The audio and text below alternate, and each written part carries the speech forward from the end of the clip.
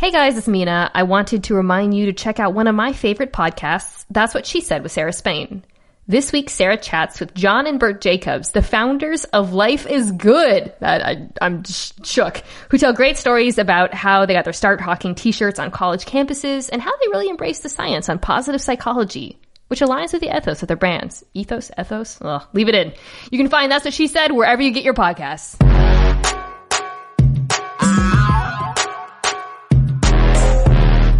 Welcome back to the Mina Show featuring Lenny, the only NFL podcast where one of the hosts thinks minicamp is where small dogs stay when their owners are on vacation. I'm Mina Kimes. I was talking, of course, about Lenny. Folks, there's no minicamp, but we're still here to talk football and ethos or ethos. Nate, how do you say it? I think it's ethos. Wait, did I get it? Okay. I have no idea. That's Nate Tice. He's my guest this week. I asked him to send me like his resume of sorts. And he started in high school, which is not something you get a lot of these days. But he is a friend of mine who has a long history in football, working with the Falcons, the Raiders. He was the personnel director for the Atlanta Legends, RIP, which gave birth to the god Younghoe Koo. And more importantly, he's someone I bounce football talk off all the time, especially quarterback talk, which is what we are here to talk about today. All right, thanks for having me. And I started with the high school, and I was just like, you're just like, tell me, like, what's about yourself? And I was like, okay, I did this. I did this. Tell me when to stop. Edina? Yeah, Edina, Minnesota. Yep, I'm a Cakie. Edina, Minnesota. So if you ever saw the Mighty Ducks movies, Adam Banks, he's from Edina. He's the cake eater. He's the rich kid. So one of my first crushes. So that's Edina, Minnesota. So fond memories of Adam Banks. I just learned. You know the scene in Mighty Ducks 2 where they go when they're like the ducks get back together and they go rollerblading all around town. Is that when Keenan calls them out? Yes, exactly. Yes, and apparently somebody went and tracked like how many miles based on the landmarks they showed in the movie, how many miles would have they, and I think it was something like 50 miles of rollerblading is what it would have entailed. I should also mention, I skipped over a very important point on your resume, which is you were a college quarterback. You went to Wisconsin and you played behind, I don't want to call him a friend of the pod, but he is in my heart, Russell Carrington Wilson. Yes. Yeah. Russ transferred in. We were both seniors together. We actually were roommates, not like day to day because he was engaged to action at the time. But we were roommates on the road for like when we were staying at the hotels. And of course, like we kind of hung out because like he was like, oh, this guy seems normal. All right. I'll hang out with him a little bit. So yeah. So Russ and we were on the road a lot and watched a lot of football together. I would take pictures of him eating ice cream and to rat him out to his, to the fiance at the time because he was always supposed to be on a diet and eating healthy. So okay, wow. I promise I'm not going to ask you 100 questions about Russell Wilson, but I'm going to ask you one. Do you feel like he has that in him, like the chunk? Because he gets a little thick sometimes. He's got thick bod. He does have the chunk. I think he works to keep the chunk down. But he's got a little tuna can going on, he's just thick. I think that's a good way to put it. He's just well built, as they would put it, and durable. I actually think his body size has really served him well. His density, as I call it. Absolutely, that's like we're spoilers. But when we talk about like a guy like Kyler, like everyone compared him, they have some similar skill sets and stuff, but like Russell's thick. Like he is like a old school 25 carry, 30 carry running back, while Kyler is like the scat back there. It's totally. Just totally different sizes because Russell can take those hits. He's 210, 215, but he's at his height, that's a well built dude back there. Yeah, it is interesting. There's this like larger discussion about dual threat quarterbacks and longevity that longtime listeners to this podcast I've gone into many times. But Russell Wilson's always been a bit of an aberration, not only because he's probably the best sliding quarterback, cough baseball background I've ever seen, but also because he is not built like most dual threat quarterbacks that I've watched in the NFL. Yeah, that's a lot of those guys look, when you close your eyes and picture, okay, running quarterback, they're that almost receiver build, kind of like the long spinally build, like the 6'2", 6'3" guys are like 210 and skinny. But like that's the thing with Russ too is like like you'll see a lot of quarterbacks that were former baseball players in high school or college, and And a lot of them will be pitchers or third baseman and maybe a right fielder or a catcher. And then Russ and Kyler were second baseman. And like the only other guy I could think of, like, I think Todd Helton was the second baseman. Like, that's the other guy I could think of who oh God. What a pull. Yeah. Who started, yeah, I know. Right. And, just gonna brush that there off my shoulder. Like, he started, cause he was the guy before Peyton and at Tennessee. And then, I think those are guys that are like second baseman. So it kind of, it's like just a skill set. And then you get like a guy like Baker, who was a first baseman. Which, yes. that we can get into that later. He's thick too. Weirdly, Baker's actually, his build's a little bit closer to Russell. All right. We're going to talk about all these quarterbacks. Yes. We're going to get into all these quarterbacks are going to come up because, the reason I brought you on today. So my friend, Dan Orlovsky, kicked up a bit of a hornet's nest on football Twitter, as he's wont to do, when I think it was Get Up tweeted like a ranking of QBs and he had Sam Darnold over Lamar. And there was a bit of a misunderstanding because he wasn't actually ranking them by how good they are. He was trying to rank them for the next 10 years. And I still would not rank them that way. But there was some, it was basically like a draft. And it got me thinking, well, okay, last year I did quarterback tiers with my friend Adam Lefko. What if I was to do more of a draft, but not for 10 years, for the next 5 years? So that's what we're going to do today. We're going to take turns picking a quarterback. So here are the rules. We are the GM, coach, owner, everything, equipment managers of our teams. We have the exact same team. So we're ranking these quarterbacks. We are not considering, where they play in the NFL, what coach, all that's going out the window. We are just choosing quarterbacks in a vacuum for our hypothetical team. And we each have a timeline of 5 years. How does that sound? Sounds great. Yeah, I looked at it as I'm doing a Madden draft. I'm starting a Madden franchise fantasy draft, and that's it. Exactly. But we both have teams where we're drafting our quarterbacks, and that's how I viewed it. Perfect. Yes. Only you have to play Madden for 5 years. They only have to play Madden. Yes. There's no long term. We're trading all the picks Ram style. Did you see the Madden guy who only ran the football and won the Madden tournament? Unbelievable. And you see incredible. You see why he had the punter handed off too, because he was a lefty. So it was a faster animation to each side. It's great stuff. It's unbelievable. It's great stuff. He also apparently beat a Seahawks fan, which is just an incredible troll to beat a Seahawks fan by only running the football. Anyways. Just outside zone getting hit on you over and over. Oh no, this is what it's supposed to look like. Oh Lord. All right. You're my guest. So I'm going to give you the very obvious pick and I'm going to let you go first. And so you got Sam Darnold. Oh man. I mean, I do like Sam, but yeah, we're gonna go with the easy, nice and safe. We'll go with Patrick Mahomes, and I don't think that surprised anyone. I mean, what do I have to say? He won a Super Bowl, won MVP. He's only 25. We all know how good he is. That's basically all I need to really say about him, right? Yeah, I'm actually let's not even talk about it because I've in the past. When I've done these podcasts, they've run a little long, and it's because I haven't skipped over the obvious ones, or I'm like the Andy Reid of clock management when it comes to this podcast. So we're not gonna waste time mess around. But I think after one, it gets interesting. Yes. I almost wanted to give you the number 2 pick because I'm going to get accused of homerism. But I really think it's Russell Wilson. Now, if it was 10 years. It would be different. Yeah. Okay. But it is 5 years. Mm-hmm. Russell is 31, I believe. I wrote down their ages. Yeah. Yes. Yep. 32 during the season. 31. Yep. Mm-hmm. So he'll turn 32 this season. So I think you're going to get his peak.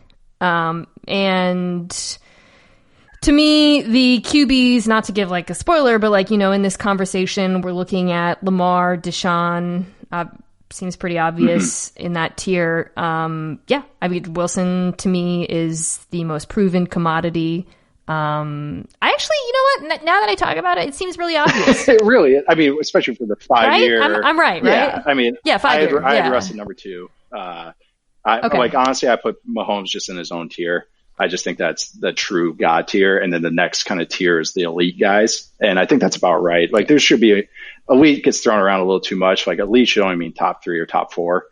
And I think, Russ is so easily, he's 31, 32. He's been safe. We just talked about how he slides and everything. He avoids hits pretty well. He's never missed a start. Really good at that. Yeah. Our year at Wisconsin together, I think he missed one genuine play, where it wasn't a blowout and then they put my bum butt in there. so he like, so he, like Russ is durable, like next 5 years, he's going to start like, it's a pretty safe pick and and he's entered to a next level of play. It's like, I think that's exactly who I would have gone with too.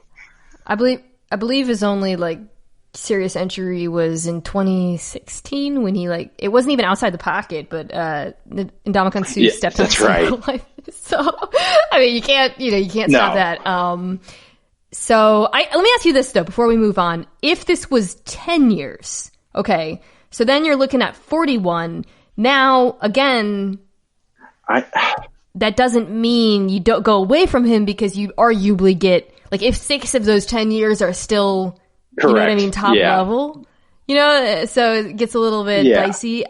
That's where Lamar and Deshaun really start competing. And I feel like you're completely right. I mean, like, once you kind of hit that 37 is where it kind of gets scary for quarterbacks, where that's the age where it's like, all right, are we betting on the outliers, or are we, or should we really start moving on to the next step? And I think, but still, it's like you said, it's like 6, probably 7 good years. Like, I mean, that's pretty valuable out of 10, and if we're really getting to that point where it's diminishing returns, then okay, we can have a contingency plan start working if we're starting a team, but I mean, it's Russ for at least a good 6 years, 7 years. That's pretty nice. Okay. So now I think for me, it's a battle between two guys. I don't know if it's the guys I just named, but you pick next. This isn't, I think. No, Deshaun Watson, I think that's going to be my pick. And I think we're both on the same page here. Especially since we're not going to talk about the current team situations they're on. This is just our neutral team. So that's great. Because I think Deshaun, and I always look at elite talents or especially first round quarterbacks. This is kind of like a thing that I keep in the back of my mind is that I think the best quarterbacks, especially as prospects, are good no matter the situation or scheme they're in. They make whatever scheme they get put in look better, if that makes sense. Like that, as opposed to, you shouldn't have to project too much, especially when you're evaluating college guys going into the pros, like with a real true top 10, top 12 quarterback prospect. Like you shouldn't have to project. I think those guys, no matter the situation in, like even like a guy like Jared Goff at Cal, like he was getting killed every single play, but he was still delivering great throws and winning games for him. And I think that's with Deshaun, even with whatever they're going to put around him in Houston. I think it's still going to be a fairly fun offense. He's going to look good because he's that good. He's just that elite level talent. He's going to truly make everyone around him better. And I mean, that's what you want out of an elite quarterback. Yeah, I think the context, like, are we pretending, Yes. I guess we're looking at these in a vacuum and trying to be totally independent of context. And I think that's really interesting. The aforementioned Dan Orlovsky and I were talking earlier today about the wide receivers, and he asked me to rank the top 5. This is the kind of casual conversation people at ESPN have. He just texts me out of nowhere, rank the 5 receivers or whatever. I had Julio number 1. He's a centaur, but I struggled a little bit with Tyreek Hill because when you consider context, I actually have him number 1. But when you're considering him in a vacuum, like I think on half of the teams in the NFL, he wouldn't be useless, but he'd be more of a super role player as opposed to a star. Yeah, exactly. So, it really just depends on the quarterback. So anyways, I think the Lamar Deshaun debate is somewhat similar. If you were like looking at these two guys in the same, and they really are statistically, like for example, completion percentage above expectation, they are, Deshaun is right above Lamar. They're neck and neck.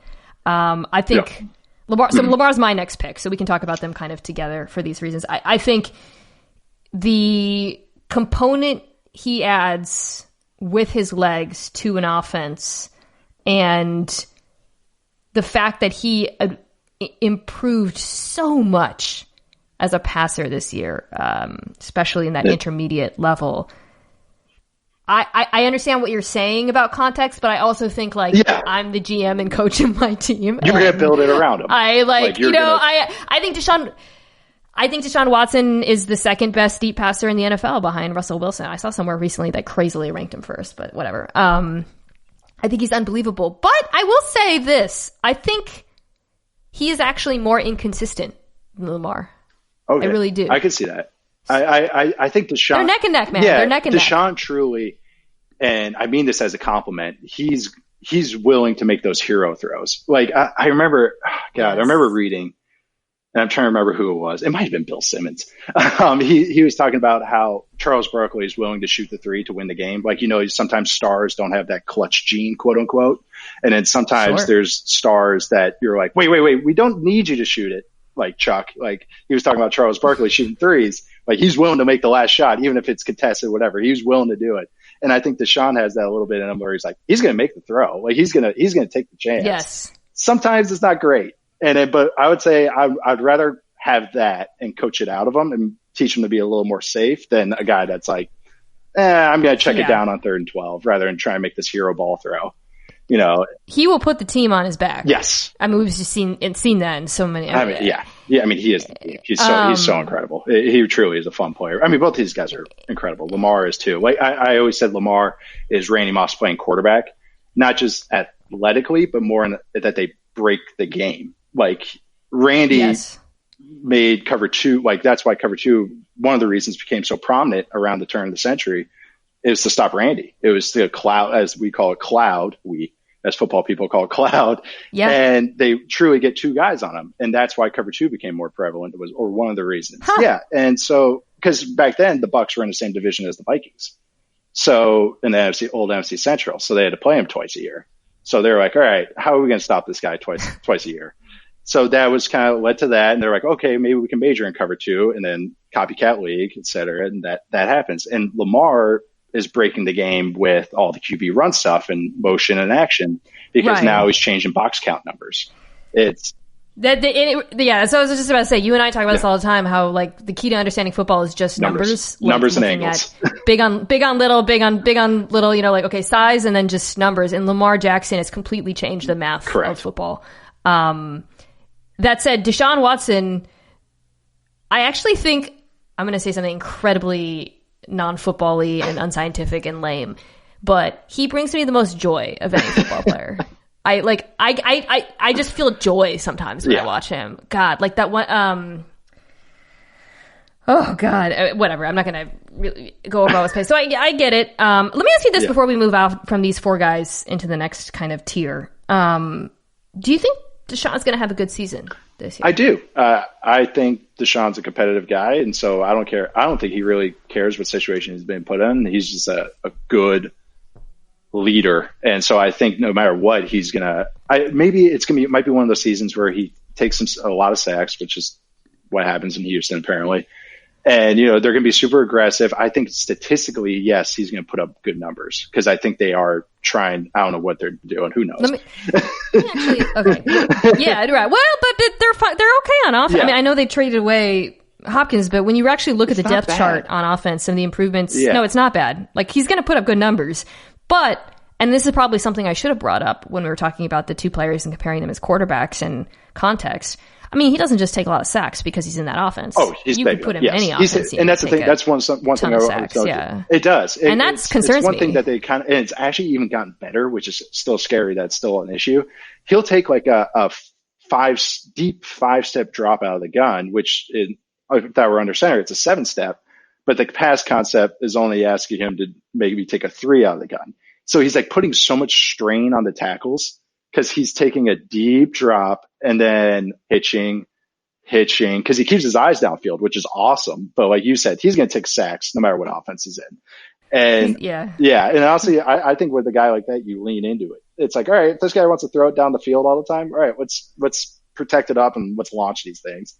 Might as well just go touchdown to check down with him. Did you see our Twitter friend Betts tweeting about that earlier today? Oh no. Okay. Betts puts out fire every day, so it was anyways, it was sort of cutting to that discussion about passing efficiency and protection. But okay, so we're solid. Deshaun and Lamar. I picked Lamar. Yep. Because you gave me Lamar. So you pick next, and this is where I think it goes haywire. Like, we could go in 1,000 different directions, but GM Nate Tice, who are you taking with the 5th overall pick? I'm taking Dak, and I'm a big Dak supporter, a big Dak fan. So I really think watching this past year, made me a much more bigger fan of Dak than originally. I always thought he was pretty good to good. I truly think he is that borderline elite level, and it's just astounding to me that they haven't figured out the contract situation. He's a guy that makes his teammates better. I think the receivers they have around him, Cooper and we're just talking about him neutral. I know. I think he's going to make guys around him better. But that's actually that's a really interesting assessment because the ding on him is usually that he doesn't. Like, it took bringing in Amari, right, to bring out the passing game. Or, he came into the league as, like, the rookie and arguably the best situation of football behind, at the time, it's changed, the best offensive line and with the running game and whatnot.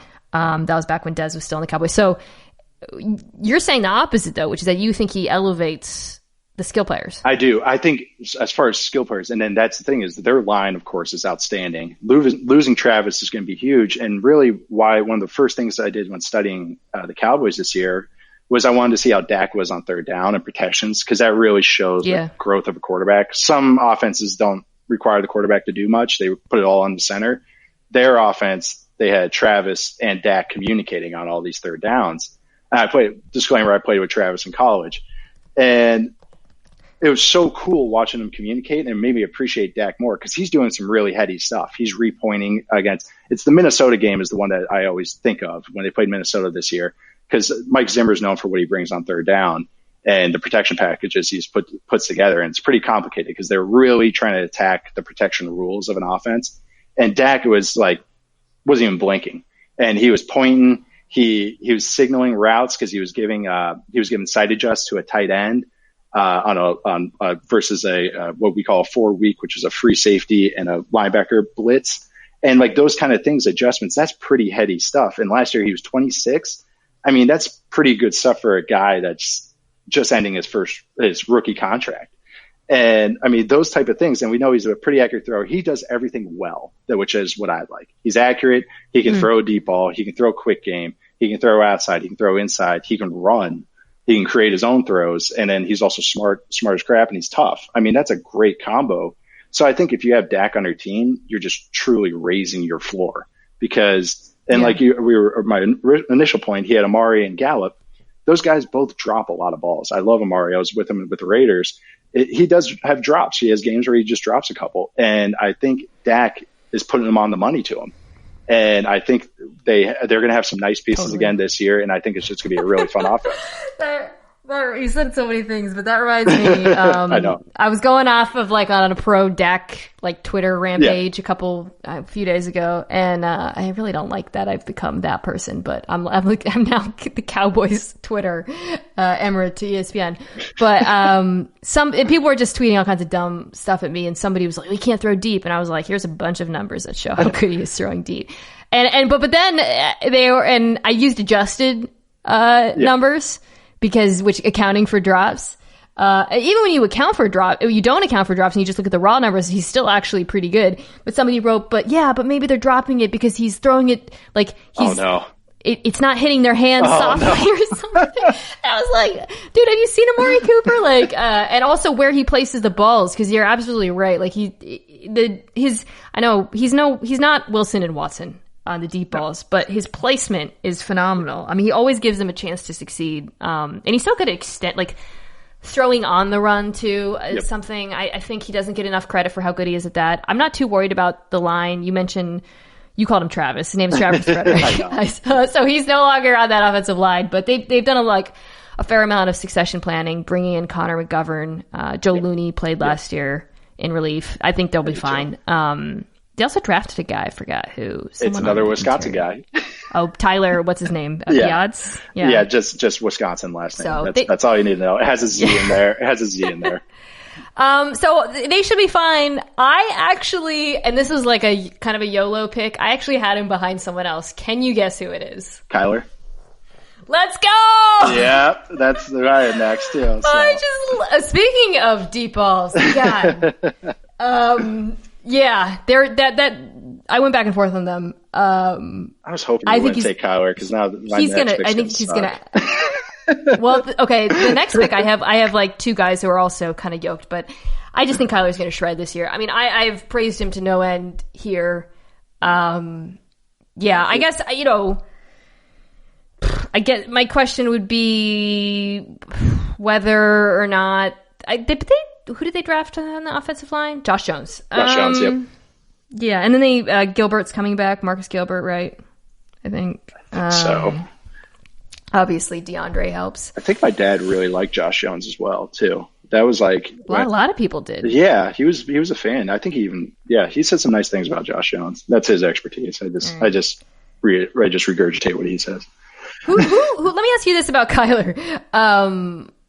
Who does he compare? Who does he remind you of in the NFL? I mean, what other quarterbacks? I mean, Russ. I mean, that's like my best comparison. Yeah. I mean, that really is it. And Kyler, I didn't really, going into the last draft, I was with the Alliance League, so I didn't really study draft picks and stuff, or guys, prospects, I should say. And I was like, all right, Kyler, he's a lot of fun. Okay, cool. But then watching him this past year, it really made, I became a much bigger believer in him just because he's such a good deep ball thrower.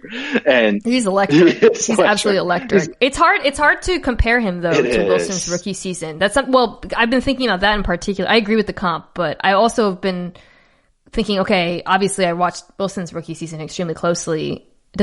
What are the similarities and differences? But it's almost impossible to compare them because the offense is that 2012 Seattle offense is so different, right? Obviously, different sport. It's that whole year. Different sport pretty much, across the NFL. So anyways, it's hard to compare them because they're being asked to do such different things. Well, and that's what, so the narrative is that they hired Cliff and he's an air raid coach. And so it's like, oh, it's going to be an easy scheme adjustment for Kyler. Really what the benefit of Cliff is not so much that he's a quote unquote air raid coach, is that he is creative, he's not just running mesh every single play and running four verts every play and all the traditional air raid concepts every single play. He's just being creative. He started the year in 10 personnel with 4 wides, a whole bunch. Yep. And then halfway through the year, all of a sudden they became like a 13 personnel offense. And they're one of the best rushing offenses in football by the end of the season, which is what nobody saw coming. Yeah. Nobody. I mean, like how many times they were in 13 personnel with 3 tight ends? And I was like, wait, what? And I thought it was like, oh, it's just a gimmick play. They were going drives at a time in it. And so I think it's more, I'm glad not that Kyler went with an air raid coach right now. It's more that he went with a creative coach, a coach that's not just stuck in his ways and going, no, we got to do this. We got to do this. We got to do this. And I think that's really beneficial for him. And then my fake team where I'm the coach, GM, equipment manager, trainer and everything. That's what I would do if I drafted Kyler, was try and get a guy, not that a spread offense guy, just more of a creative guy that's willing to adapt, because he's a unique talent and you got to be unique to, make him ascend. All right, we're getting into what I call the Banana Republic tier. It's 4 guys who just love those 20% off BR coupons. You are next, unfortunately. I feel like I keep putting you in the bad position because it's like the end of the obvious tier. I've got 2 guys here who I had trouble deciding between. I'm curious to see who you take. I wonder if we have the same 2 guys. Oh man. Okay, I have the other guy ranked higher, but I'm going away with my process. You're pivoting? Because screw process. I'm going with Matthew Stafford. See, I had him here, and I bet the other guy Carson Wentz? No. Oh. It's your boy. It's Ryan, Matty Ice. It's Matty Ice. And it's just, I have just like you have the ages written next to him, and I just keep seeing 35 staring at me. And I know. Otherwise, he would be higher for me. Exactly. Also, he had a bit of a down season last year. Okay, I had Stafford here, too. Let's talk about Stafford. Okay, and Matty this year, oh my God. Matthew this year is just like he was on a tear before he got hurt. Like they truly changed what he had done before. Not he had done, but the system that he had been around.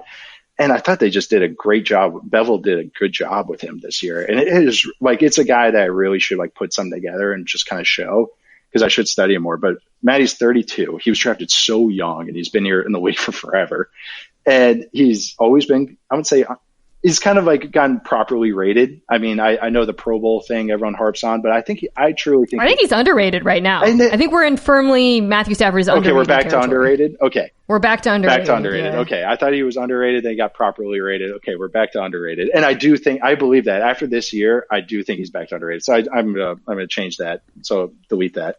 But no, I think Matthew is just like, I mean, he can throw all three levels. He makes the team better. He makes his guys better. It's what a guy you want. He's 32. So in our league, I guess you would say, you're getting him through 37. And, early on injuries was his issue. But after the first couple of seasons, he started like almost every game for the next 6-7 years, and before finally, of course, getting hurt last year. But I think it's just, he's got the talent, arm talent. He makes guys better. I think it's just a nice, good pick at that range.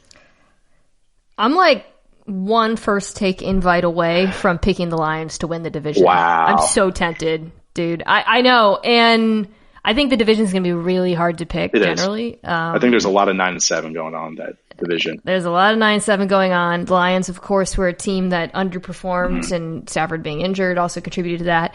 The only thing really holding me back is Patricia, but I want to do it because I firmly agree with everything you said about Stafford's performance last year. Darrell Bevell did nothing wrong. Hashtag. But, I'm looking at the depth chart. I see no reason why he can't recreate how he was performing in the beginning of the season, especially with the addition of DeAndre Swift, another TJ Hawkinson, those tight ends in their second year. I expect him to be significantly better. Still has Jones and Golladay and Amendola. It's a totally decent receiving group. Yeah, I don't know. I've got him 7th as well. Okay, so I'm not crazy.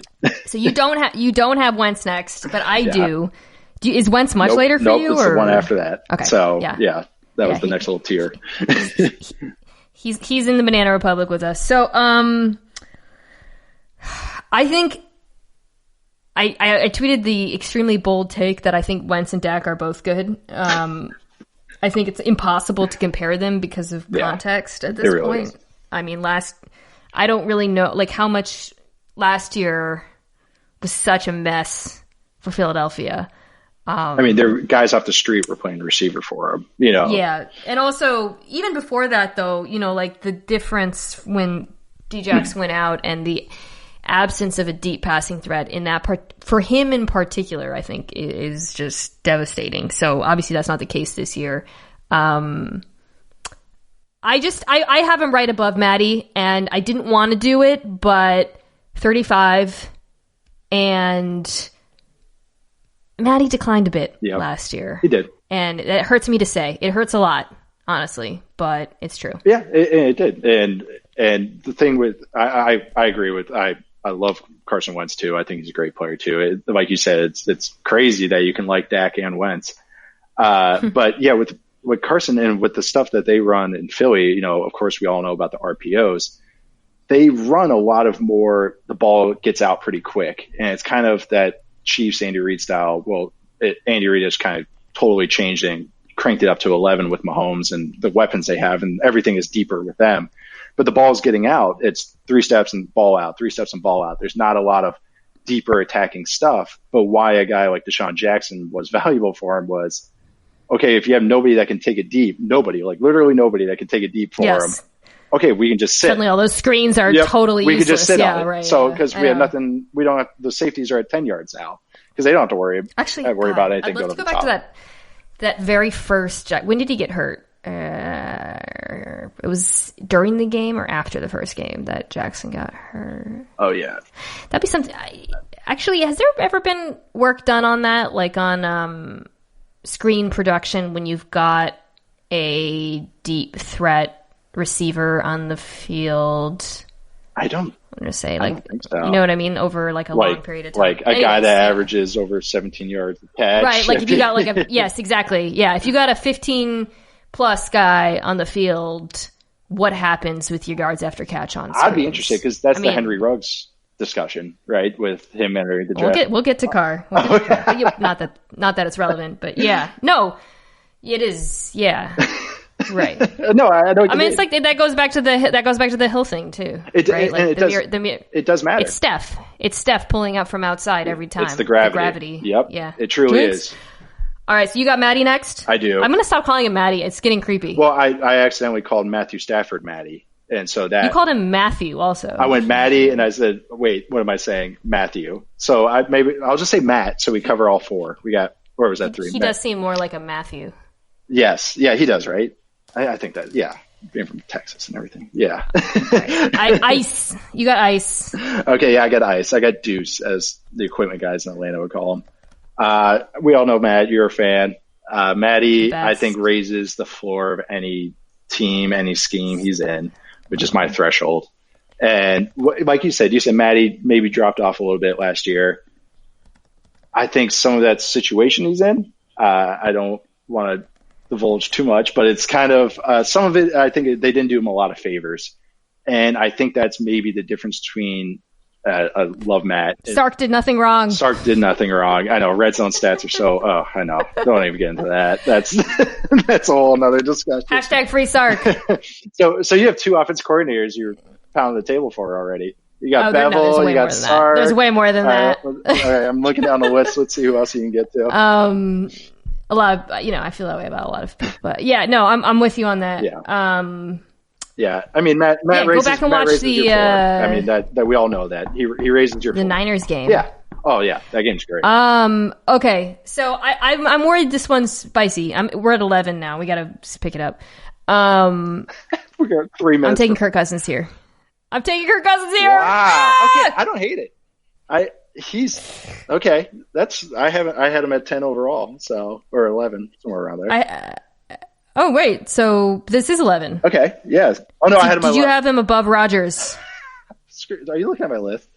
This is my list. I know. We didn't share lists beforehand. It sounds like they're really similar. So I have him and then Rodgers. Do you have Rodgers next? Okay. So that's going to be the whole discussion because I'm going to waver. I have Rodgers and Burrow next. Okay. So I have Burrow right after Rodgers. Jesus Christ. Okay. I know we should just look at our tiers. All right. I know. We should have done this. Okay. Whatever. Let's talk about them together. Perfect. Well, are you going to take Rodgers after I take Cousins, or are you going to take Burrow? Well, my team's so old now. My hypothetical quarterback-only team. That's not like how it works. It's not like a dynasty. You're not like actually fantasy drafting. You're starting fresh every time. I know. I'll you know what? I'm going to make it exciting. I'm going to swing for the fences. I'll go with Burrow. And yeah, I'll go with Burrow, and you can have Rodgers. Okay. So this is the Cousins, Rodgers, Burrow tier we're in now. Yep. Okay. So Rodgers, a lot of this was just age. 34. Rodgers 34, right? Yeah, he's my age. No, Rodgers 37. Why did I think he was 34? Dude, I thought he was 34 too until I looked up his age. And I was like, oh, he's really? He's gonna be. Yeah, I think he turns 37 during the year. He's 36. Yeah, 36. He's 36 now. Yeah. Yeah. So 36. Wow. Well, when Aaron and I were hanging out, I was like, we're like the same. I'm trying to be like you. I remember distinctly being like, you're like my peer, and he was like, am I? But that made me think we were the same age. Okay. Cousins was, by any metric, better than Aaron Rodgers last year. Okay. I'm not anti-Kirk. It. I'm not. So I believe it. Let me ask you a question as a quarterback expert. What would you say? What would you say? Because I actually think this is really hard to answer. What would you say is Kirk Cousins' greatest flaw? Oh, trying to do too much. I think he has those weird. He's a smart guy, and then he has those weird blackout moments. Breakdowns. Yeah, he blacks out, and then it's like, and I think sometimes he blacks out, and something great happens. And I think he blacks out, and you're just like, why'd you just throw into double coverage? Like, what was that? Yeah. And again, I'd rather have a guy be too aggressive than. Well, him and Rodgers are like that. Rodgers never does that. Exactly. He is the antithesis of blacking out. Yeah. But you're not getting that production right now. Yeah, exactly. And it's the governor is on him now, and it's the speed limit's on Rodgers now, and it's slowing down a little bit. So all of a sudden, what used to be these crazy, awesome plays that go for gashes are now more like coin flips that they end up going great for you. So you took Burrow before him. Yes. So Nate Tice thinks Joe Burrow is better than Aaron Rodgers. There we go. Let the record stand. I had him right after. That was my first, like, F it pick. That's same for me. I just think he's so good. Yeah. And this going to be one of those tweets where they just show the 30-second audio clip where it's like... it is now. Okay, cool. Perfect. That's great. No, but the thing but the problem was, okay, so largely, now we're getting to the tiers where I'm starting to consider rookies. Yes. Tua's not after him, but he's coming up for me. And I think you cannot go... I think there's a very strong chance Joe Burrow is a better quarterback than some of the guys we've mentioned in the next few years. But I think right now, we just don't know. Like, with Joe Burrow, we're working off of 1 year, one good year, right? He's a mystery box. So you just can't go higher than 12 or 13. Nope, you can't. It's not, and Burrow had the greatest statistical quarterback season ever. I mean, we all know that. But that's the thing, is he's still a mystery box. It's rookies, you never know. And I think he will adjust pretty well, but you never know. But it's also a home run swing a little bit, where it's, if we're doing these hypothetical teams where it's like, okay, I'd rather have that potential room for growth than knowing what the ceiling is maybe at this point. Yeah. All right. So Burrow, I took Rodgers. You're taking 14th now. So Burrow, Rodgers. Okay. Here we go. I'm going with Sam Darnold. Wow. Yeah. That's higher than I had him, and everyone knows how I feel about Sam. I know. I am a believer in Sam. I think right now he is still being put in situations that aren't favorable for him, and I still think he has games where he overcomes that. He's still so young. He is unbelievably young. He's 23, which is just blows my mind. Like, he's younger than Burrow, and he's about to enter his third year starting. So that kind of, like, those kind of things, I still think he has so much room for growth, and I think he needs a better situation. The Jets are the Jets. You talk about Gase and get all of that.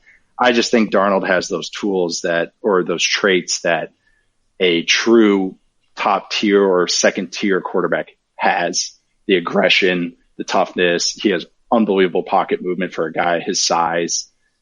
His eyes are downfield. I think he's really smart and a good leader, just that natural charisma that a guy like has. I know I'm all the intangible stuff, which is I'm becoming everything I hated. Every now and then, I've talked at great length about how horrible his situation is, and I think nobody would dispute that. Every now and then, he will hit like a slot fade or like a corner with just such perfect precision and touch, and those are the moments that always keep me coming back. Like, he can make all the throws. Absolutely. And I think I had a tweet that says, I can't quit Sam Darnold. And it was him hitting this over route to Robbie Anderson. It's like, I can't quit him. There are quarterbacks further down the list who I do not believe are capable of making the same throws as Sam Darnold. And the mental side is not there because it's been so stunted, I think. And another thing with Sam was he was a basketball player, and he wasn't a guy that went to quarterback camps in middle school and high school. He was a late, this is a weird term to use it, but like a late bloomer at the quarterback position. So he's still learning. It's just, he's a young dude that's just learning how to play quarterback. If he was around 20 years ago, he probably would end up at tight end, for a basketball player and all that. Like, it's just, I think that he's still learning those nuances, but he already has these traits that that you can't teach, just that natural toughness and aggression that is just those are what the top tier guys have. And so it's like you're betting on, it's a home run swing. That truly is what it is. It's a home run swing. So I'm wrapping up the first half of our draft, and we got to accelerate. Okay. I'm making executive decisions here because he was lower, but I just moved him up. I'm going Baker here. Okay. Is he much lower on your list too? Nope. He's not. Is he around? He's around here. Okay. Same tier as Darnold. So. Yeah, we're right now. We moved out of the Banana Republic tier, and now we're in like the white guy super supreme tier. Yeah, or that. Yeah. I'm betting on his rookie season. I don't know. yeah, I don't know. And I'm betting on the notion that some of those habits we saw last year can be undone. Mm-hmm. Yeah, and so I'm also betting on his college season, man. Like, it's unbelievable. Dude was freaking awesome. Yeah. So, have you ever looked at Baker's first 30 start stats? Because he started 30 games so far in the NFL, and they're insane, right? And Jameis Winston's. No, well, not together. Okay, so over their first 30 starts, Jameis Winston 47 touchdowns, Baker 49. Jameis 30 interceptions, Baker 35 interceptions. QB rating, Jameis 85.6, Baker 85.9. Yeah, and then completion percentages are both around 60%. I just think, and Jameis he's less than a year older than Baker, which I think the difference is a lot of Baker's interceptions weren't his fault. Gotcha. The difference, I think it's one of them. Gotcha. Yes, Jameis has a lot of didn't see the intermediate guy, and then Baker's is more like unhinged aggression that leads to double coverage. But throws. Beyond that, no, I think his receivers let him down a lot, and the scheme as well. So I think scheme is the answer for a lot of that. Yeah, more than any. Yeah, I know. More than anything, it is scheme. Yeah. But but I'm sure, I don't have it in front of me, but I'm pretty sure he's up there in like drops and tipped interceptions and all that. Sure. Yeah, and this is a big year for Baker. I mean, it really is. Yes, it is. I mean, it's master the obvious statement there, but it really is. What is he truly? Now he has seems like a settled situation. So I'm curious to see how what Stefanski does with them. I really am, because I think Stefanski's a guy that will truly build what he's good at, and maybe not have two receivers running into the same spot like they did last year. Let's take a quick break and answer some questions. Question. Lenny, for your thoughts. This is a good one for you, because God knows I can't answer it. Sam Borney wants to know, where can a young guy who wants to know who the good offensive linemen are and what makes them good get this content? Who the good offensive line, like Twitter follows are? I think he means what do you read to learn about offensive line? Oh, man. Jeff Schwartz is probably one of the better ones out there. Brandon Thorne is a great Twitter follow. Go follow, yeah. There are a few guys out there that will divulge, and it's a lot of high school coaches and college coaches that maybe will dive into it. I'm spoiled. My dad's an O-line coach, so a lot of times if I don't understand something, I just text him. So, yeah, so get my dad's cell phone number. There we go. That'll be there you go. That's an answer. No, but I think you're right. Just it's like offensive line. It really is the most small town. Some guys. Yep. There's. It really is. And so many of them have a chip on their shoulder. They're oh, no one treats us right, so I'm not going to divulge any information. This is duo. PFF. This is why it's duo. We're not going to tell you why it's duo, though. I mean, when the Seahawks drafted Damian Lewis, I was like, sure. I'm going to text 5 people and ask them if this is good. Okay, it's good. Great. So do you know why the O-line, they have the Cool Clinic, COOL, and the logo for it is a mushroom. And it's because the story is because O-line used to get the worst part of the field to practice on. So it's just them. It's where the grows. It's where the mushroom, or it's where the goes. So it's where the mushrooms grow. So that's what the O-linemen. Yeah. So bitter. Yeah, a bitter group. Bitter. Okay. But well compensated these days. Posane Koenig, I don't know if I said that right, wants to know, what do Cowboys have to do to regain elite status? Win the division. Don't be unlucky. Well, I mean, they're my pick. Well, I'll do divisional previews, when we get a little bit closer to that. But I think for me, all the questions right now are about the defense more than the offense, and how much of that. Did you see who was it complaining about Chris Richard's scheme? Was it it was someone. It was one of their DBs. I can't remember who it was. But the defense was perplexing too, because they so drastically underperformed their talent at every level, really, in my opinion. So I'll be very curious. They had a lot of they've got Mike Nolan now. Their scheme was a lot of be an athlete, make a play, which is great. Welcome to the Seahawks, 2012 through 2017. So, yeah, some guys might not like that if they feel like they're getting put into hard situations, which that scheme will put you in hard situations. So, yeah, I mean, it is what it is. That's the scheme that they were running. Turbans in a Half Shell, great name. That's great. Asks, to me, there's a clear top 8 in the NFC. Cowboys, Eagles, Vikings, Packers, Saints, Bucks, Niners, Falcons. Wow, I do not agree. Which teams fall out of the playoffs? I mean, a lot of those teams have a good shot of falling out of the playoffs. I would say it's like 4 high variance teams that could go like 11-5 or 5-11. Let's narrow the focus here because you're sort of plugged into. I think the Falcons are a really interesting team. So with this whole new 3 wildcard teams, when I look at the NFC, I think the NFC North, you could get any of those top 3, right? I think any team in the NFC West could be a wildcard team. Correct. That's the best division. That division can be so much fun. Division. Yeah. Hellscape. Not fun to be. It's such a fun like clash of styles too. That's what makes it great. Ugh. Cowboys and Eagles are that's a clear half and half division. The Falcons are the weird one to me. The defense is, again, to go back to it, has just been so bad. And I mean, that's, I think people did not expect Dan Quinn to keep his job there.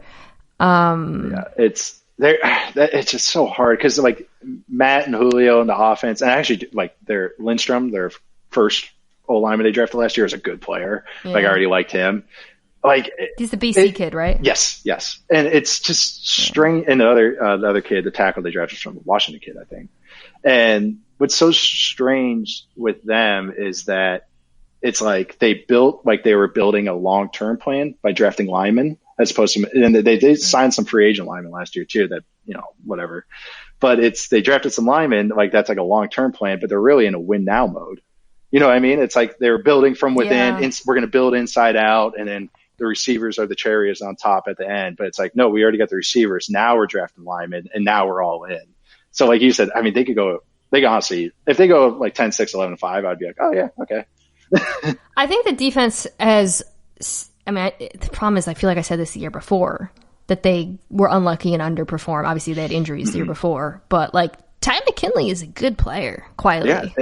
Like I think, So actually, Seth Walter pointed out that like if you expanded the threshold of snaps for pass rushers, he actually would have been one of the better pass rushers in the NFL. They're Ricardo Allen, the safety, is one of my favorite players. Like just as a guy. Yeah, he's nice. And also as a player, like he is like a good starting safety. Like Pro Bowl, probably not, but it's like they have a couple guys that are oh my God, legit dudes.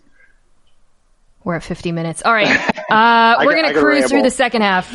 You can ramble, please. This is my home field, and I always mismanage things. We're gonna cruise through the second half. Who picked last? Me. I had Baker. You had Baker. 15. Correct. You're up. Okay. All right. I'm going with Jared Goff here, and I as soon as I left my mouth, you jumped a lot. You jumped a lot for me. It felt once that left my mouth, that felt weird. But I still am a believer in Goff, and I do think he still has talent. I don't think he'll ever be that elite guy, but I do think he is a good starting quarterback. I think last year was just such a crazy bonkers year for the Rams that I almost want to throw it out. So truly, we have like 2 years of like true film of Goff, and it's kind of hard. Like you want to say it's a system thing with McVay, but I saw Goff at Cal, and I hate just harping on college film, but like throwing a totally different throws in a totally different offense where he's chucking it 50 times a game. And look, he was number one pick for a reason. So I'm a believer in Goff. I think he's tough. I think he can be a Super Bowl winning quarterback. I don't think he's just elite, but it's almost like I'm trying to just hit a double here, and I'm okay with it. Yeah, I think he totally has it in him to get back into the good territory. Yes. And I've said that, and I've been scoffed at by a lot of my guests. I know. Oh, I know. Every time I mention him, everyone's like, Goff? It's like, yeah, I like him. I still like him. He was bad. I mean, we're talking 2 good years versus 1 bad one if you throw out the Fisher year. And I like what the Rams did in the draft on offense. Yeah. I don't think losing Cooks is going to make a big difference. I don't really, either. Given how little they had him, and they did some fun stuff with the two Van tight Jefferson ends. pick. So they were so much better once they started running two tight end sets. It's so funny. It's the exact same formations. It just out of two tight ends. So they just went hip with the receiver really close. Positionless football. Exactly. Yeah. And you got to think that offensive line is going to be better this year. It's and Whitworth is scary. Yeah, Whitworth getting older is scary, but they just had such a year where they just kept swinging and missing. It's like, okay, it's got to balance out. So I'm taking Ryan Tannehill here. He's 31. Oh.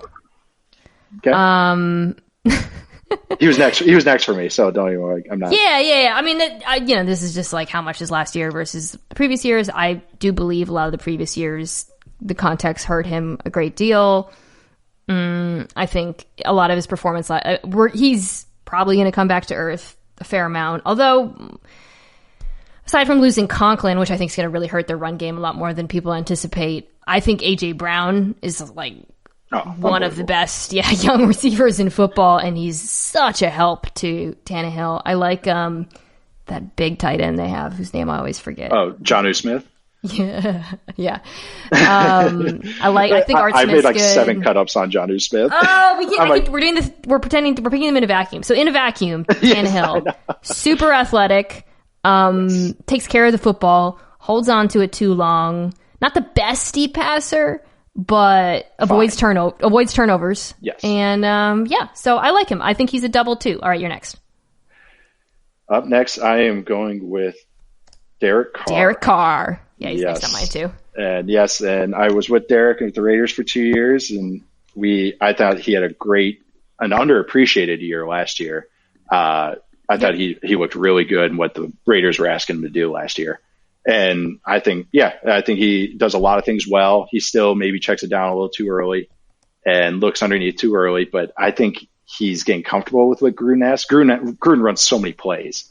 And Derek is smart, and I think he's getting a little comfort where they have a nice little balance of what they run. But, yeah, I think Derek had a good year. He's going to be 29. If you're going for the next 4 years, I think that's a pretty nice, safe pick to go with. No arguments from me. Okay. All right.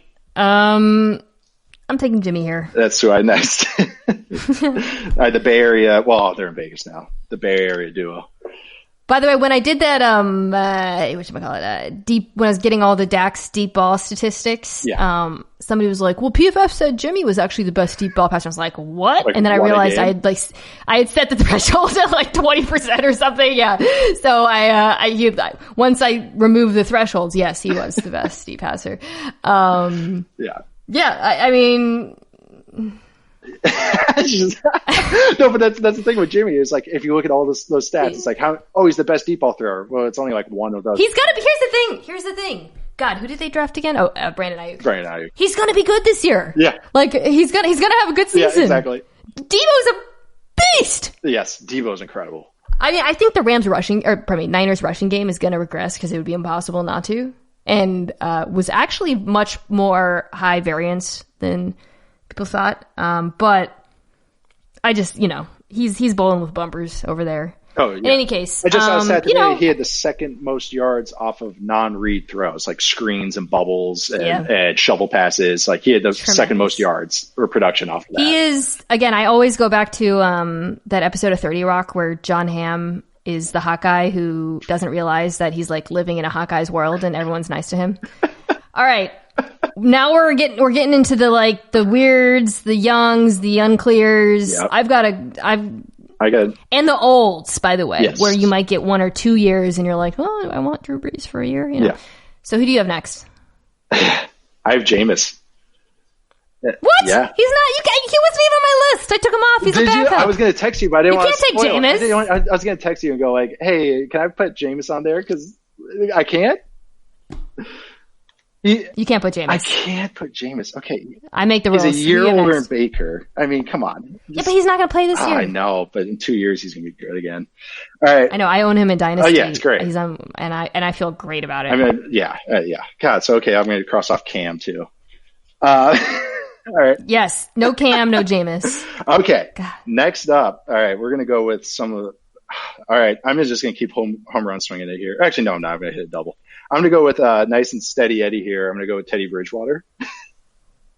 He is the one after my next one. My next two were kind of like, all right, home run swing or, take a walk. So I'm with Teddy. He's nice, safe. He's a great program guy. He's, that last year with New Orleans when he had to start, they didn't miss a beat. And I think that's how they used him, is exactly how he should be used. Not a lot of deep balls, but just a lot of that quick game, a lot of some intermediate throws, but true West Coast stuff is what Teddy operates the best in. And, it's Teddy Bridgewater. Everyone loves him. He actually doesn't have a terrible deep ball, which obviously he never throws. It's not like Derek Carr, where I actually think Derek Carr has like a beautiful deep ball that he refuses to throw. Let me ask you this: as a quarterback, like when you've got a guy like a Derek or a Teddy who's reluctant to air it out, are you better off just doubling down on what they're comfortable with and where they're good, or is that something you can coax? Yes, and I think when you're building up that week's game plan or something, you're going like, hey, when we call this, you're emphasizing what you're designing to play for. So maybe a Derek, he doesn't trust throwing the deep ball, but maybe you go like, hey, we love this look. So if you're seeing like too high, I'm just making something up. You see too high here, launch that post because like the safety's going to drive.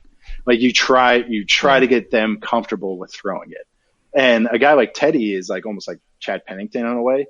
He's willing to throw it. It's dying after 45 yards. It's not, he just can't throw it that deep, but he's willing to throw it, but it has to be the perfect look as opposed to a guy like Mahomes is like, oh, Tyreek's 7 yards short of safety. All right, let's launch this. Those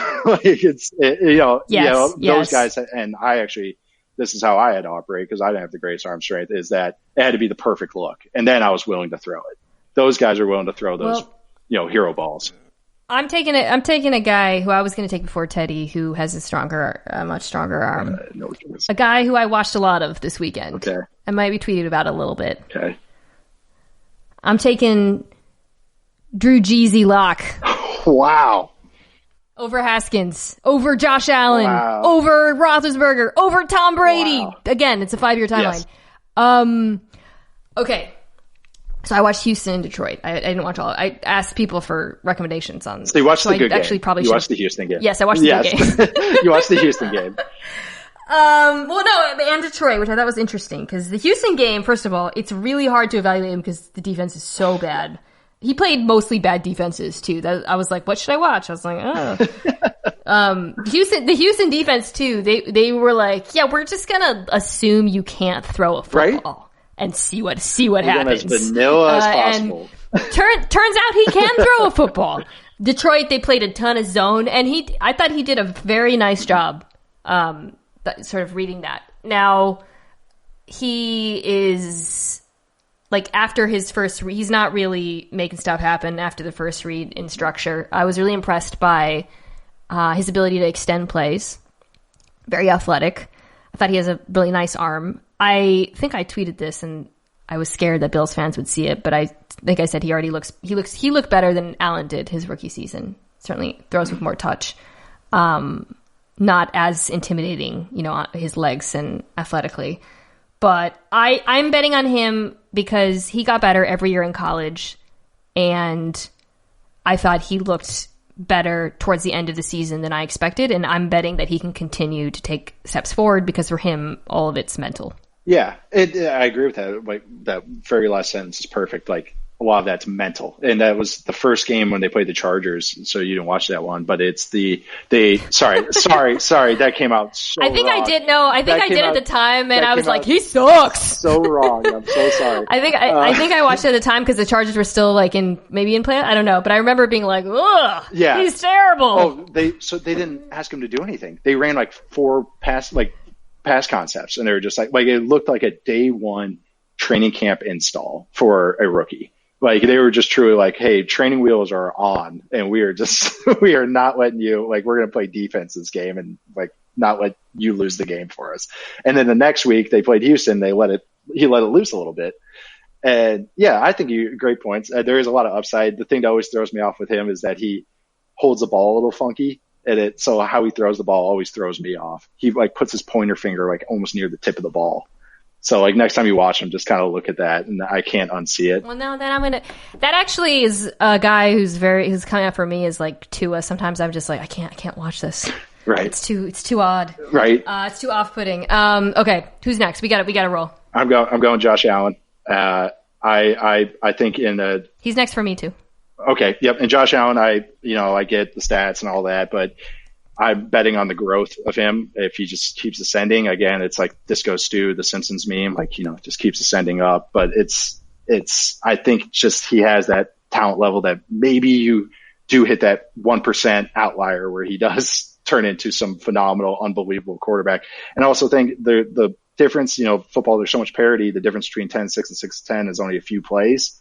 All right, well, if that's the case, and let's just build up a really good defense, put a lot of pieces around him, and then ride those dice throws with Josh Allen. Like, that's the philosophy I think the Bills are going for. It's like, hey, maybe we get hot for 5 weeks, and Josh just blacks out for 5 weeks and doesn't throw 3 picks a game and fumble twice.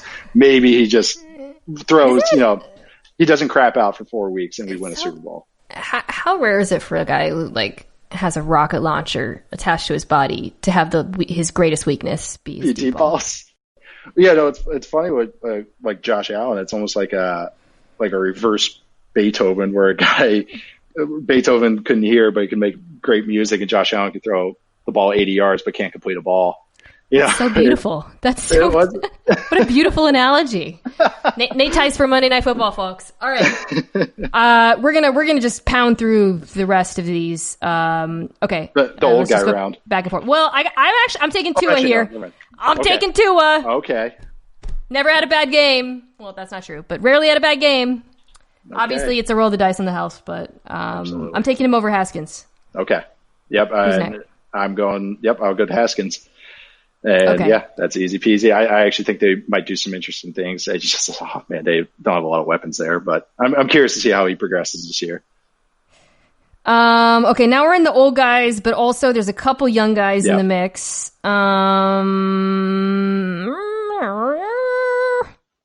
Okay. Roethlisberger. Wow, okay. I don't know. Okay, he just shaved his beard. He's 38. I think he's got 2 years left. He's got 2 years left. He just shaved his beard too, because he can finally throw a ball. I saw. So that's big. Good for your team. Okay.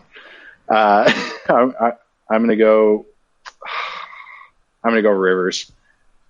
I'm going. Wow. Yeah, I know. I'm saying I get 2 years. Right? I'm saying I get 2 years out of Rivers. Yeah. No, Frank Reich said he thinks he'll get more than a year out of him. Yeah. Okay. I think I'm a stand for Rivers anyway. So. I'm going Daniel Jones here. Okay, that's who I was deciding between. It had to be done. It had to be done. Okay, real quick, upon a rewatch, when I was watching these guys, he did better than I initially gave him credit for. He still has way too many fumbles and does some stupid stuff, but he's better than I gave him credit for when I watched him during the season. Yeah. But so again, I want to see. I realize this is not the exercise, but I am not optimistic about that offense based on some of the decisions they've made. I mean, I love getting Andrew Thomas, obviously. Yeah. Yes. But what we're hearing out of Garrett, and it's just like, oh man. I know. Because Daniel Jones can scoot, man. Like, yes. I would be doing something whatever. That's a whole other thing. I had trouble between him and Minshew, but you're next. That's who I would go with. I'll go with Minshew, and yeah, Minshew was not bad, but again, it's the opposite of Daniel Jones. Upon rewatch, I actually liked him less than I did during the season, but I think he's really. Yeah, there's some games that maybe I missed because in the middle of his starting that he wasn't as consistent as he was early on and late, and that was kind of scary because like he has to be consistent. Like he can't be high variance. He's a funny one, by the way. To go back to our discussion about deep balls and arms and. He doesn't have a super strong arm, but was super successful throwing it deep. Which shows you out of a go ball for whatever reason. Ladies, I'm sorry. It's not about the size of the arm. It really is. It's about the motion of the arm. Okay. The timing, I'm going to go Brady next. Okay, you're going Brady. 43-year-old Tom Brady. There you go. We're getting 2 years out of Brady. Okay. And I'm getting 1 year out of Breeze. Okay. You want to take, is it Stidham. Oh, Okay. I talked about him at length last week, so I'm not going to get into it. Okay. Who even have left? Because I wrote down 31. Herbert. Guys. Yeah, Herbert or Tyrod Taylor. Yeah, so I'm going with Herbert.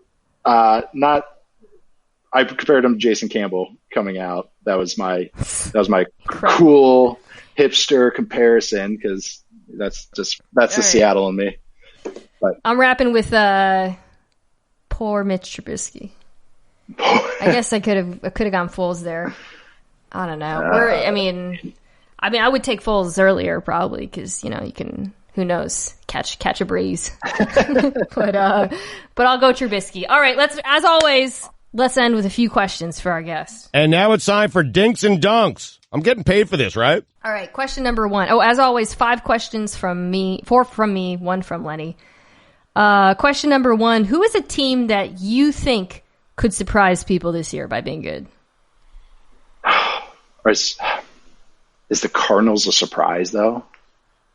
We were just debating that earlier. Can you call them? I think so. I think everybody's on them. When everybody gets on a team, I'm off of them. Yeah. As soon as everyone on the Browns last year, I was so far off. I don't like that Cardinals defense, man. I don't either. They're a year away from even having a cohesive defense. I think next year is their year.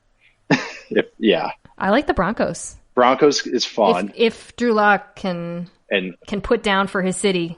He just has to play average. I mean, they have a defense that could win them games. So, I mean, Dallas. I had another good one. Oh, Detroit. I've been on the Detroit might be sneaky good train. Okay. Dallas is no longer. They're not sneaky. They're probably no. They're just okay. You can pick Arizona. Okay, I'm gonna hate that. Question 2. You live in Las Vegas. Yeah, I do. What is it like right now with no tourists there? A ghost town. When the quarantine first happened, it was March Madness, I believe the first weekend of March Madness and St. Patty's Day. And it looked like a zombie apocalypse. Like it looked like The Walking Dead, like the first episode of The Walking Dead where they just go through Atlanta and it's just a ghost town. Like that's what it felt like. Or 28 Days. I haven't seen it. Yeah, or 28 Days Later. You've seen that? I haven't seen that either. Cillian Murphy. It's a great movie. But yeah, now it's getting a little more normalcy. There's cars on the road and stuff. But yeah, it's truly bizarre going from lights on and bustling and 500 cabs on the strip and everything and cars everywhere and people walking everywhere and to this. I was watching Listen to Your Heart on Monday, of course, and there was a commercial for Las Vegas and they were like, Las Vegas, like now you can come here and like be by yourself. And it was like a couple in a hot tub. I was like, I can do that in LA. Yeah. Shout out to Las Vegas. Shout out to Las Vegas. Still great. Come on by. It's fun to live here. Question 3. I actually, one of the Rams preseason games is in Las Vegas. We'll see. Okay. We'll see if that happens. All right. Question 3. Do running backs affect play actions? Come on. I don't think the actual running back affects. Did you say play action? Running backs affect? Yeah. I think if there's does it matter who's running the football? If there is a tendency, does that make sense? If number 30 is in there and they're 80% run, I do think that affects play action. You know what I mean? If they have that guy that's usually the pass protecting back or the guy that always runs the ball, like he's only in like Adrian Peterson, he's probably like 90% run. I have no idea. I'm making up these numbers, but but all of a sudden you run play action. That's actually, I might be wrong, but I believe the research done on the correlation between the rushing game and play action focuses on in-game performance, right? Like, okay, X carries does not equal play action success or X carries and efficacy. But what you're describing is something different, which is reputation, essentially. Yes. And I do wonder if that's something that can be, it's something I have talked to players a lot about. And I have And that's what coaches do week to week is you're looking at tendencies. Usually it's the last 4 games, but some might do longer or against like schemes that they're going against. Mm-hmm. And tendencies is every time 82 is at tight end, they're blocking, they're running the ball, keeping them in pass protection or doing so-and-so. But also if you put 82, the tight end on a seam route, it's a tendency breaker, quote unquote. So I think the same thing. If you have a running back that's only in there to run the ball because they don't trust him in pass protection, and then all of a sudden you run him a play action with him, I think that is more you're skewing the defensive call as opposed to how the players react, unless it's a smart player. Speaking of tendency breakers, this is my fourth question. What is something that you find yourself, like a piece of content, consuming during the quarantine that otherwise you never would? Man. We watched, what did we watch over on Disney Plus? Oh, just crappy. Not crappy. This isn't crappy. I watched Gilmore Girls with my fiance. So that is a piece of content. How far are you? How far are you? Oh my goodness, way too far. I haven't watched every episode, but I love Marvelous. Who's your favorite character? I don't even know their names. It's just daughter, mom, grandpa, grandma, Suki, guy that knocked up the Lane? girl. I don't know him. Backwards girl whose name Paris. Melissa McCarthy. Okay, I know. I got her. But yeah, Gilmore Girls is my answer. But I do like Marvelous Mrs. Maisel. So I'm on season 3 of that. Wow, you are shattering stereotypes right now. Okay. Wow, we could do a whole separate podcast I'm a football on player Amy that Palladino plays shows. board games. I mean, come on. Go check out Bunheads if you really want to get in the real Palladino. Okay. Yeah, that's the same woman who made those shows. I'm writing it down right now. Yeah. Okay, last question, as always, is from Lenny, who is currently scratching on my door and being the worst because it's 3:30 and he knows that 4 o'clock is his dinner time and he can pressure me into feeding him earlier. Lenny heard you talk a lot about being Russell Wilson's close confidant and backup in college. And he went and he looked up your stats. And he wants to know how that one carry for 17 yards felt. Zero passing attempts. It felt great. And the one rush attempt was designed to get my head knocked off. So, and then the guy just slipped and fell and I was able to score. So it was great. It was a great one attempt. No pass. I think I said to you before, but it's when the backup gets in other offenses, they chuck it around, run basic football plays or pass plays. When Wisconsin puts the backup in, you're running the ball. We're getting those third, fourth string running backs all the carries they can get. Well, folks, that was Nate Tice, quarterbacking expert who has the same number of pass attempts that I did in college.